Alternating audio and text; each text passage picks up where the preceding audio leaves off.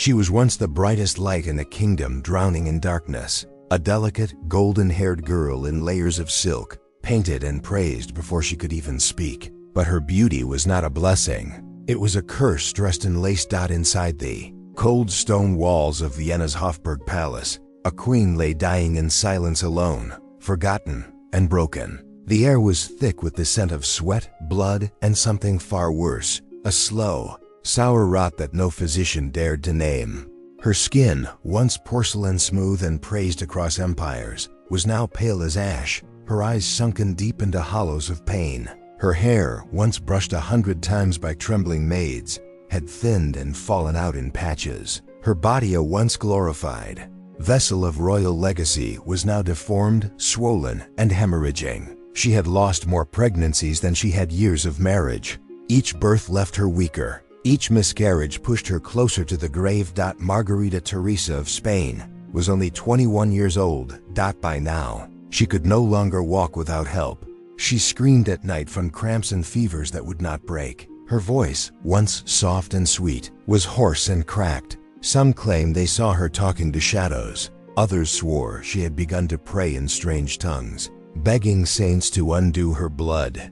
No one answered. The same blood that built kingdoms was now devouring her from the inside. A legacy of incest. Generation after generation of royal cousins, marrying royal cousins, had turned her body into a battlefield of failed organs and shattered bones. She had been bred like a prized mare from the day she was born, for one singular purpose: to marry her own uncle and birth the next emperor. Her entire childhood had been a slow grooming process. She was photographed by painters, praised by nobles, and fed by trembling wet nurses who knew the truth. This child belonged not to herself, but to the Spanish crown. She was a symbol, a tool, a sacrifice.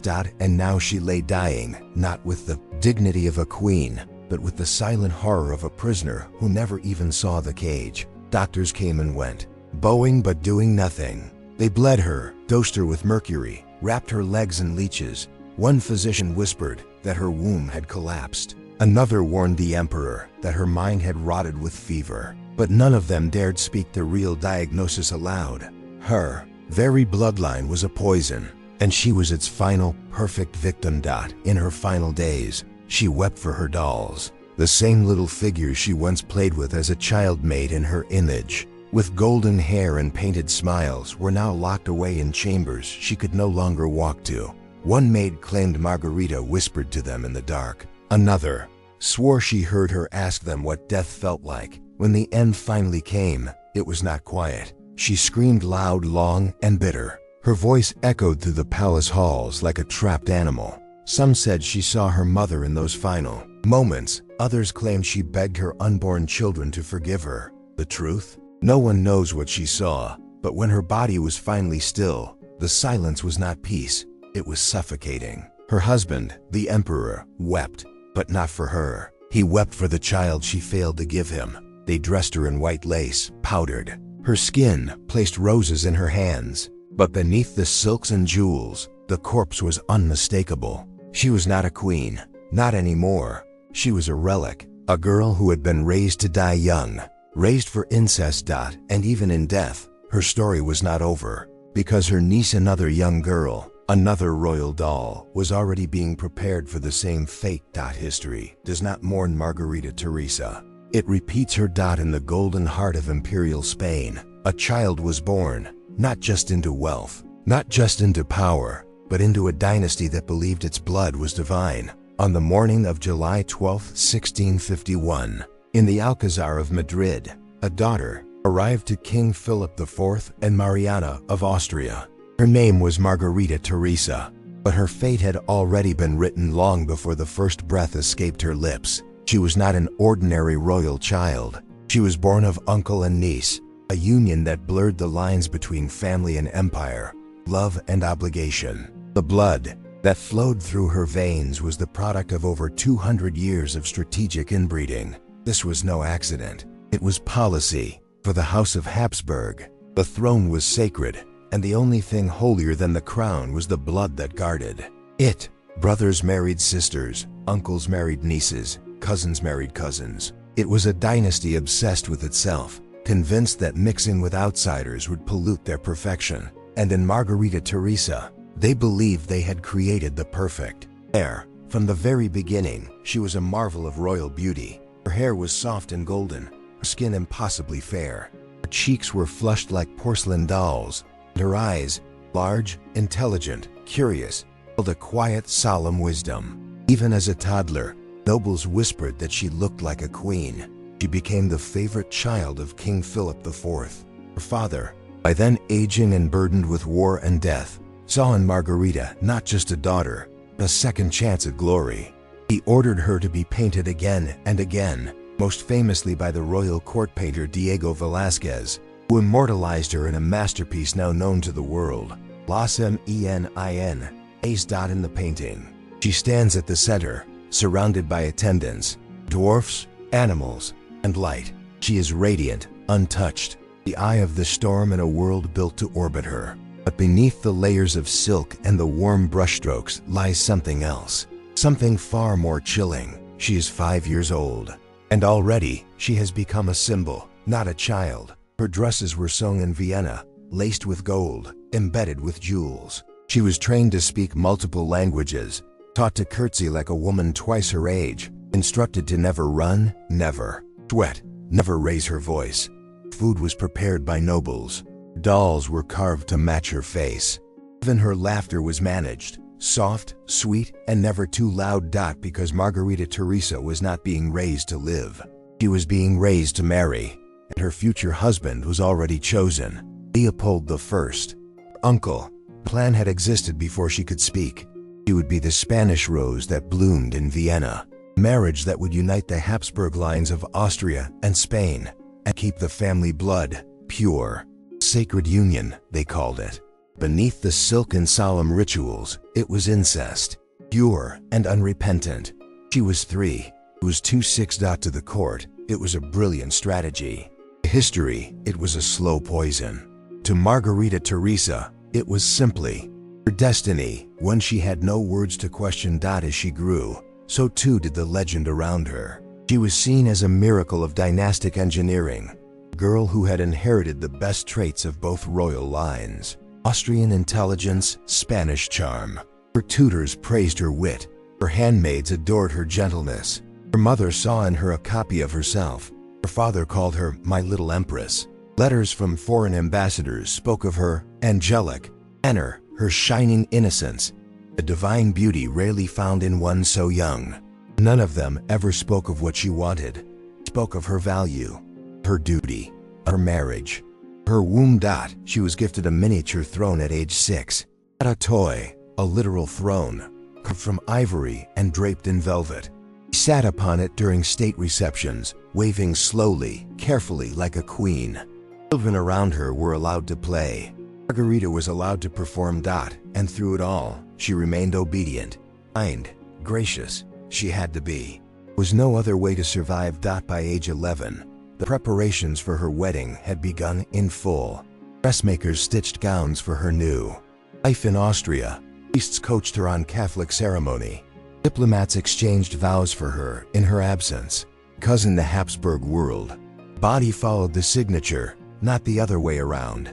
When the official marriage by proxy was performed, a life-size doll of Margarita was placed beside Leopold I, grotesque parody of consent, as if pending could erase the reality that a child was being handed over like cattle. Time finally came to leave Spain for Vienna. Margarita was only 15, but she did not cry, not in public. Before the court, before her father, now walked with canes and coughed into silk handkerchiefs soaked with blood. Before she stepped into the carriage, her father kissed her hand and whispered, "You carry our soul." Nodded. And just like that, the most beloved child of the Spanish Empire disappeared behind a velvet curtain, never to return. The journey was long and ceremonial. City after city, they paraded her like a saint. Crowds threw flowers. Puppets announced her presence. Poets wrote odes to her beauty. Face, once painted, now real, gleamed behind glass windows and carriage lace. Inside, she was terrified. She spoke no German. She barely knew Leopold. She had left behind her country, her siblings, her dolls. All she carried was Chest of gowns, a crucifix, and the burden of empire. At 15, she arrived in Vienna. 15, she became an empress. Leopold was kind at first, distant but kind. Praised her manners, admired her grace. Was given more tutors, more jewels, gowns, but no freedom. Every day was a new ceremony. Every night, a prayer for strength. And then came the pregnancies, one after another. Small body, still growing, was forced to carry royal heirs before it was ready. First child was born weak, the second died. Third came with blood, fever, and tears. Body trembled from pain. Her spine bent under the pressure of corsets, swelling, and exhaustion. She kept smiling, waving. Because Margarita Teresa had been taught from birth that her pain was the price of duty. To the world, she was still the divine child of Las Meninas, grown into a flawless empress. But behind palace doors, she was becoming something else entirely. Something broken. The palace lights in Vienna shone bright, but Margarita's spirit dimmed. Her public role remained majestic, eye-catching gowns, unwavering poise, measured smiles. Yet behind closed doors, the first cracks began to form. It was late in the autumn of 1668 when her health faltered. Slight fevers, unexplained pains, and restless nights. She would whisper to her confessor about visions of a rotting tree, its fruit falling before one could taste it. And though courtiers dismissed such words as simple nerves, the truth staring back was far more sinister. That winter, the palace carriage rattled on the way back from church, crossing a narrow bridge dusted in frost. The carriage specially constructed to ensure royal comfort ransacked them both. It lurched on unseen ice, the emperor's voice cut with panic, tipped sideways with fabric and guards thrown in chaos. Margarita twisted her ankle. Nothing major, they said. But inside, a deeper damage rooted. When she complained of crushing pain days later, of deep burning in her bones, doctors prescribed rest and tonics. But they did not know that the damage wasn't just to a bone, it was to her resilience. Her body had begun its silent betrayal. Weeks rolled into months. Winter turned bleak. She limped, favoring the ankle, but soon developed fevers, chills, and nights where she slept fitfully, screaming at shadows. The first miscarriage came in early spring, the pregnancy barely 3 months old. She had been so hopeful. Leopold tender in his letters, the court celebrating her prospects. Then, in one brutal dawn, her body gave way. Blood soaked the lace. Courtiers feigned surprise. Physicians mulled over causes. But the court dared not speak of the obscene truth. Her womb was failing under the crumbling edifice of royal genes. What followed was the first real betrayal. The Austrian Habsburgs, once eager to unite with Spain, saw in Margarita's fragility not drama but a threat. They whispered through corridors that she was weak, that her Spanish blood had infected the dynasty, that perhaps she would be better off sending for assistance, medicine from Madrid, new physicians, a Spanish midwife. Letters flew, the emperor delayed. Margarita, isolated, heard them all, her tears unshed, her dignity intact. But with each passing day, the warmth in her body seeped away. Spring's heat revealed more than flowers. A second pregnancy came, but so did high fevers. She clung to bed, her skin red and burning, her pulse racing. She called for her dolls in the night.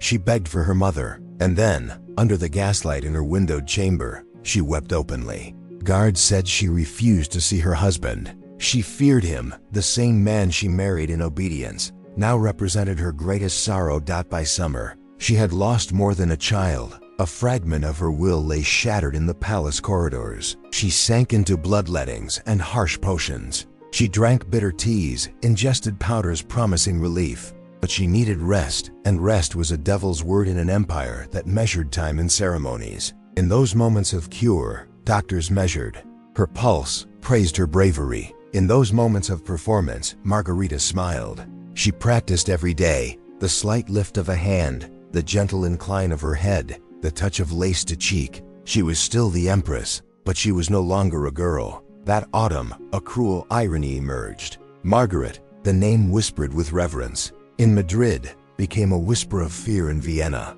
Rumors began to circulate that Spanish pollen carried strange fevers. that her upbringing under the Spanish sun had created frailty unsuited to Austrian winters. A spy in the court allegedly joked that Spain had sent them a jar of flowers and a corpse in marriage. Leopold, torn between his love and duty, avoided confrontation. But it was clear his heart began to shift toward suspicion. Then, the worst. Betrayal. The Spanish connection faltered.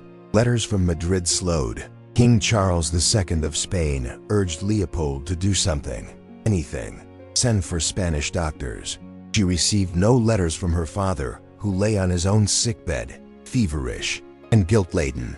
Margarita realized she was abandoned, not by love, but by dynastic convenience. Her once dark eyes turned dull. Her once flawless posture slumped. Courtiers in Vienna began to treat her with pity instead of reverence. Some offered small smiles, others whispered in darkened hallways. They did not know how to console a princess bleeding from her womb and from her destiny. In early 1670, a sudden third pregnancy ignited false hopes. Doctors pronounced her recovered. Leopold himself declared joy publicly. He would soon be a father. Courtiers rejoiced. The silverware was polished, the gowns prepared.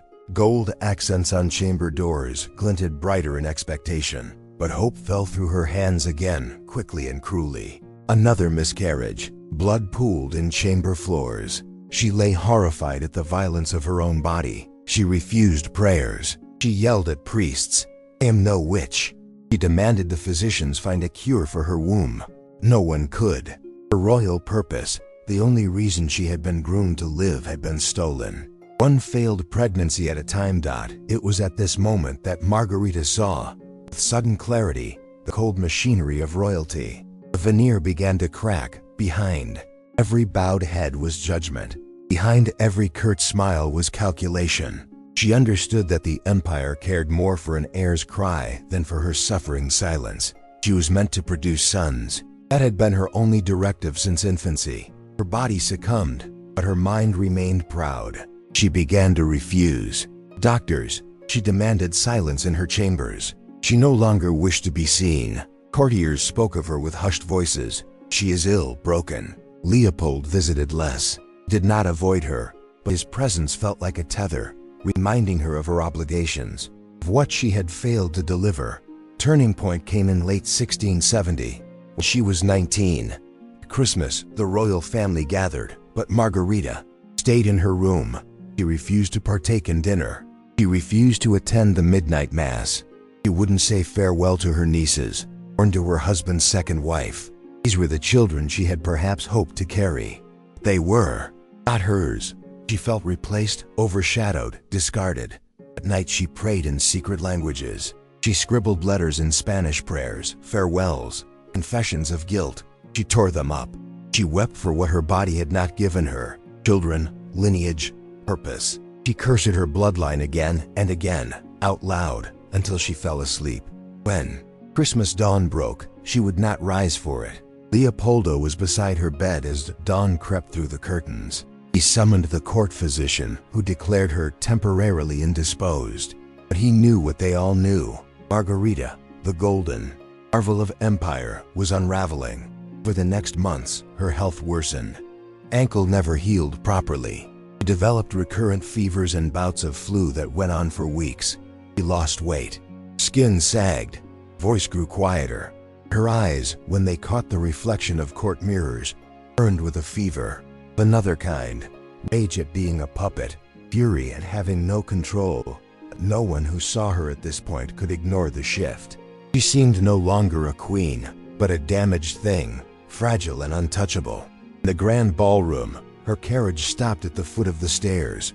She got out alone, pale and unsteady. A hush fell. Courtiers bowed deeper than they had before, in part out of reverence, and in part out of fear. That moment, her frail silhouette against the marble stairs was the turning point of her life. She had become the tragedy she was always meant to embody, living symbol of royal ambition poisoned by its own design. From this moment on, fate fully turned.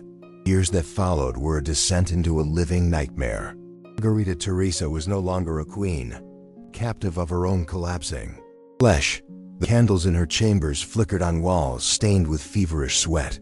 Scent of her body, once softened by oils and perfumes, shifted. Now it carried the sharp tang of infection, the dampness of sweat, the faint, rotten hint of gangrenous limbs she kept hidden from even the kindest physician. Her ankle, never properly healed, became gangrenous. Blackness crept along her skin, spreading slowly, cruelly, inch by inch. Pain was excruciating. She screamed in ways no princess should scream, violent ululations that echoed in the long, empty corridors, drawing guards, doctors, and servants in terror, who would rush to her side as she writhed, clutching. Fine silk sheets now soaked in her perspiration and groans. No amount of soothing could stop the rot. Within her, doctors pressed poultices into her swollen limbs and lanced boils with trembling hands, but wounds refused to heal. One nurse recalled the acrid smell as worse than any battlefield. Another whispered of maggots under her skin. Surgeons forced to scrape away flesh to save her life. Breathing was a laborious rasp, each breath a rattling symphony of collapse. Silk gowns they dressed her in were tailored to disguise the wounds. The blood seeped through like an accusation. Physically she fell apart first, but the mind soon followed. Isolation gnawed at her with every passing hour. She was confined to her chambers, away from public view. No more receptions, no more serenades, only the distant hum of daily life she could no longer be part of. Day after day, she lay in darkness, curtains drawn tight to muffle the world outside. Candlelight flickered on walls bare of tapestries, as if even the palace dared not display the horrors within. Her speech became fragmented. She drifted into nightmares where she was a child again, chased through opulent halls by the phantom faces of her unborn children. She saw her mother's ghost beside her bed, dressed in mourning black, eyes filled with sorrow and accusation. Sometimes she would wake screaming for the father she had obeyed but not loved. At others she whispered to herself, "I am not deserving. I failed them all," her voice cracking with guilt. Her tears soaked gowns and pillows. Courtiers came less frequently. When they did, they bowed and turned away quickly, uncomfortable with the sight. A queen reduced to a harrowed patient whose stench and pain they could not mask with flattery. Once revered for her luminous presence, Margarita became a subject of awkward sympathy. She hated their pity. She hated how they peered, how they gasped, how they excused her absence from court, that her mind began to fracture under the pressure. She believed servants were plotting to steal her womb for investigation, that her chambermaids exchanged her hair for tokens and secret deals, that letters from Madrid were forged traps. She refused to meet doctors, fearing they would euthanize her. Under the guise of mercy, she barricaded her door at night, feet twisted and gangrenous, begging the guards not to let anyone take her from her bed alive. The emperor pleaded with her to change doctors, to undergo treatments, to travel for a cure. He wrote long letters, sometimes begging, sometimes guilt-laced. She read them and ripped them to pieces, crying, "I am broken. I have nothing left." Her answers were not defiance but defeat. She no longer had the strength for anything but suffering. By the end of 1671, the winter of her soul, she refused to eat. Food smelled like betrayal. She lived on water and weak tea. Her body starved, her bones outlined beneath translucent skin. A servant recalled feeding her one spoonful of broth. When the spoon touched her lips, her eyes flashed with rage, and she spat the liquid away. She told the servant, "Do not pity me. I am a corpse already." Her screams grew hoarser, lower. At night, the entire wing smelled of blood and incense and something sticky like fear. Some said they heard her singing lullabies to children that didn't exist. Others said they heard lamentations in Spanish, pleas for forgiveness or release. She was surrounded by ghostly echoes of a life that once was a princess, an empress, something more than a ruin. Attempts to treat her with spiritual cures emerged: white veils, relics, priestly exorcisms.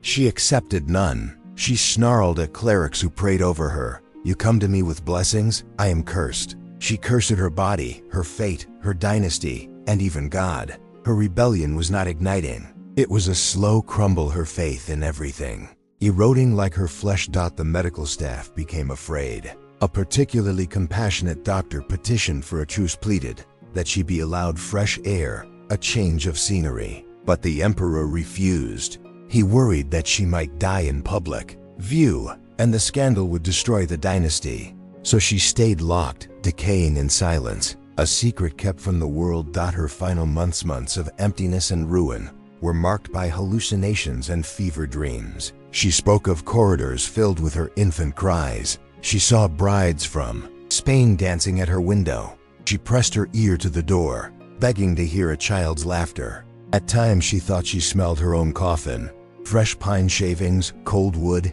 and the faint perfume of lily. She mumbled confessions to doctors no longer present, sins she barely understood but believed themselves eternal. Her hair fell out entirely. When a maid asked if she should cut it short, Margarita shook her head and said, "Let it go. Nothing matters now, not even this."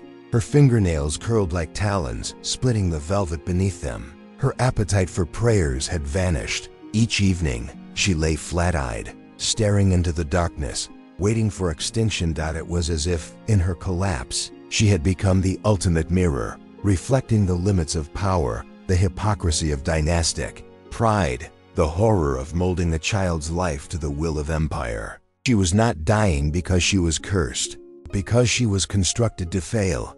Each new infection, phlebitis, fevers, gangrene, was a betrayal. Her body was betraying her. Her empire was betraying her. Her bloodline was betraying her. And with each betrayal, she drifted further away from who she used to be, a little girl who had once laughed under Spanish sun, whose touch was soft and whose voice was praised. By mid-1672, she was pale beyond recognition. Her eyes, once deep Austrian blue, were sunken and almost black.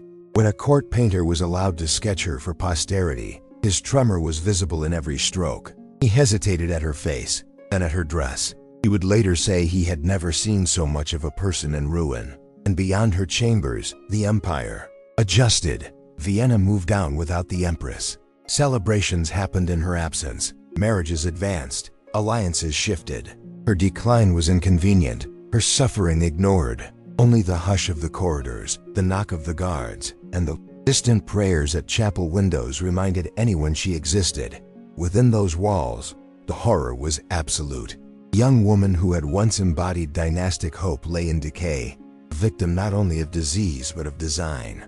But unlike the convents or battlefields, there was no glory in her death, only the choking stench of failure and flesh. The night she died, the palace was drenched in silence.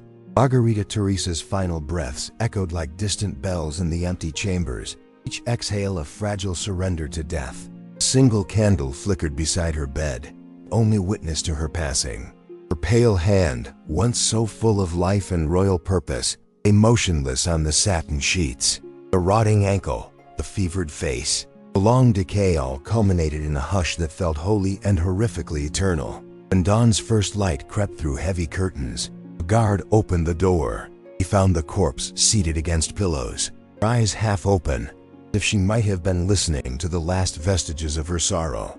Lips frozen in a whisper that never left the past, hinted at a confession no one would ever hear. Court physician pronounced her dead at 6 o'clock. None dared speak before the emperor arrived. The emperor appeared pale and hollow-eyed, gazed at her body as if at a foreign relic, bowed and kissed her cold forehead, voice breaking. "My soul dies with you." But even in that moment, his grief was shaded by dynastic dread. He needed an heir. She had failed him. Her body was washed, clothed in holy white lace, and placed in a glass coffin for all to see. Roses, wilted but still fragrant, lay on her chest like silent confessions. Courtiers filed through, bowing deeply, some weeping, others expressionless. A niece already destined for the same fate stood at the edge, eyes dark with foreboding. Night fell, and dark rumors spread. A maid swore the glass coffin fogged from her final breath. Others said her reflection appeared on the lid, pale queen who wept in death. They whispered of a phantom sound, faint sobs, the rustle of silk on stone floors, crowns sliding from coffin.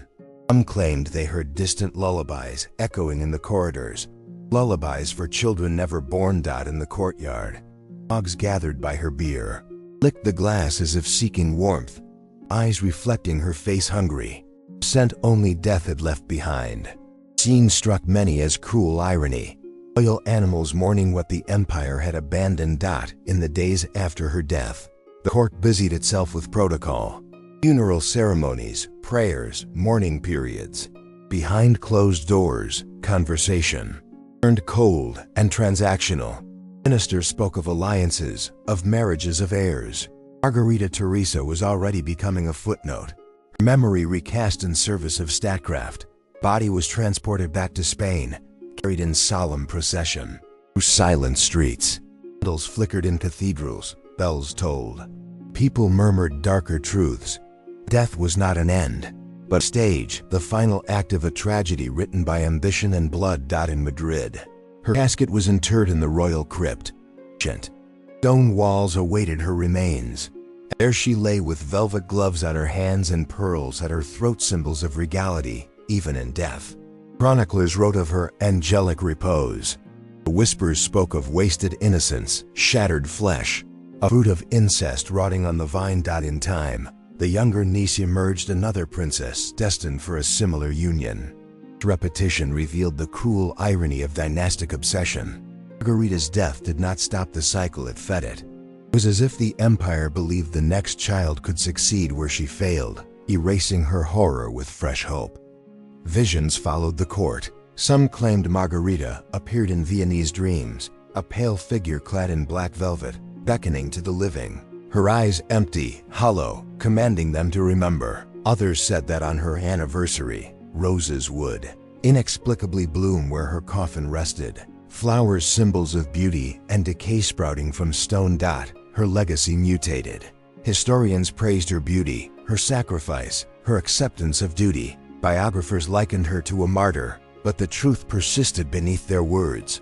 Margarita had not been a martyr by choice. She had been a victim of dynastic madness, a living experiment that ended in death. In the palace, mirrors remained covered for years. Guests swore they saw her reflection in them, or smelled that old scent, lily and rot. The court tried to erase her horror, but the horror refused to be hidden, and so Margarita Teresa remained dead, yes, but more terrifyingly, still alive in palace folklore, a warning. Her life and death became a caution not whispered lightly, that when power demands innocence be sacrificed, the result is not triumph, it is terror. The grand portraits still hang in Spanish and Austrian palaces. Margarita Teresa, forever, a child in silk and pearls, her smile a brushstroke of royal innocence. Her image remains flawless, untouched by pain or age. But behind that gilded canvas lies a truth so painful, so buried, that history often prefers silence over memory.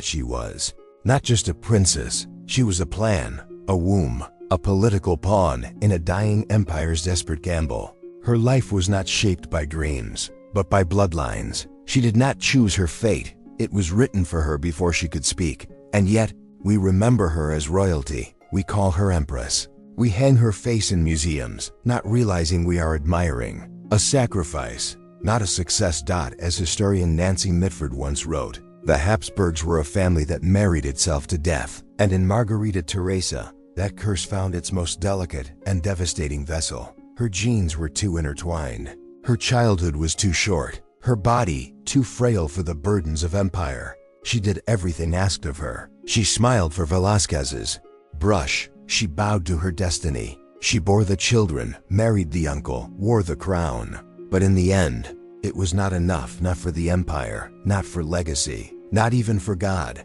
Her bones lie beneath marble, but her spirit was buried long before that, under the weight of dynastic expectation, power, beauty, and control. These are the illusions that courtiers and kings chase endlessly. But as Margarita's story shows, those things are made of glass. They shine, yes, but they also shatter. The empire that forced her into an incestuous marriage no longer exists. The throne she died to preserve is dust, and her name once whispered in awe is now known mostly for sorrow. The tragedy of Margarita Teresa is that she was both adored and erased, loved as a child princess, forgotten as a suffering woman. Even her portraits lie. They show youth, but not suffering, smiles, but not sorrow, silk, but not sickness. No painting dares to capture her swollen ankles, her collapsing spine, her fevered cries in the dark. The public saw a fairy tale. The private reality was a horror story. What kind of world worships innocence but devours it? What kind of system praises loyalty while feeding the loyal to its own extinction? Margarita Teresa was not destroyed by enemies. She was devoured by the very throne she served. The deeper moral is clear. When power protects itself at the cost of humanity, it always turns monstrous. It breeds shadows behind palace walls. It births ghosts in velvet halls. And its glory, no matter how golden, is paid for in silence, blood, and suffering. In the final measure of time, her titles mean little. Empress of the Holy Roman Empire, Archduchess of Austria, Infanta of Spain. None of those shields could protect her from the fragility of her own body or the inescapable fate of royal breeding. She died young. She died used. She died alone. And still, centuries later, she haunts us not as a ghost, but as a question. What is beauty worth if it is only used to justify control? What is loyalty worth if it leads only to pain? And what is legacy if built not on love or achievement, but on the bones of a child bride? Margarita Teresa's life warns us that empires are not just built by war and politics. They are built on people, on little girls who become bargaining chips, on mothers who die in childbirth, on bodies pushed beyond limits in the name of bloodline. And when those people are forgotten, the empires rot from within. She was not a failure. She was not weak. She was not cursed. She was simply born into a system that made her death inevitable. And if we forget that, we are doomed to praise the painting, but ignore the pain. So, let her be remembered, not for her crown, for her courage, not for her lineage, but for her endurance, not as a princess, but as a person trapped, tragic, and ultimately unforgettable.